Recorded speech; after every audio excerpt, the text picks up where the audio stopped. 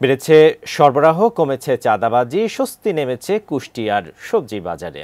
ভেড়ামারা পৌরবাজার থেকে বিস্তারিত জানিয়েছেন প্রতিনিধি শরীফুল ইসলাম। শরীফুল ইসলাম, নিশ্চয়ই শুনতে পাচ্ছেন।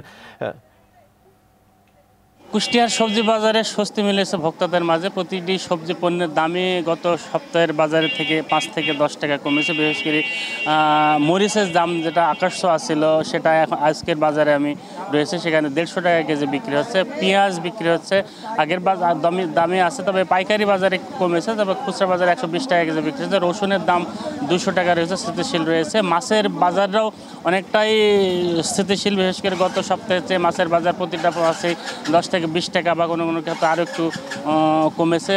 এবং মশলা জাতীয় পণ্যের দামও আগের অবস্থায় রয়েছে, কিছু কিছু মশলা জাতীয় পণ্যের দাম কমেছে। আর বিশেষ করে মাংসের বাজারে আমি ঘুরে দেখেছি, মাংসের বাজারে গরুর মাংস বিক্রি হচ্ছে 700 থেকে 750 টাকা কেজি, খাসির মাংস বিক্রি হচ্ছে 1000 টাকা কেজি দরে বা কোনো থেকে।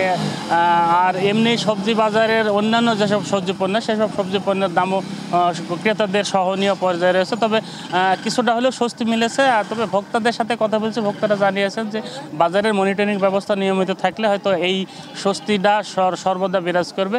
বাজারের মনিটরিং ব্যবস্থা এখানে লক্ষ্য করেছেন। আমি রয়েছে কুষ্টিয়ার একটি পৌর বাজারে, সেখানে সকাল থেকে আজকে ছুটির দিন থাকার কারণে ক্রেতা বিক্রেতাদের একটা উপচে পড়া ভিড় লক্ষ্য করা যাচ্ছে। তবে অনেকটাই স্বস্তি নিয়ে ক্রেতারা তাদের পছন্দের সবজি পণ্য বা বাজারের অন্যান্য পণ্যটি ক্রয় করছে। তো এই ছিল কুষ্টিয়া থেকে সবজি বাজারের সর্বশেষ খবর।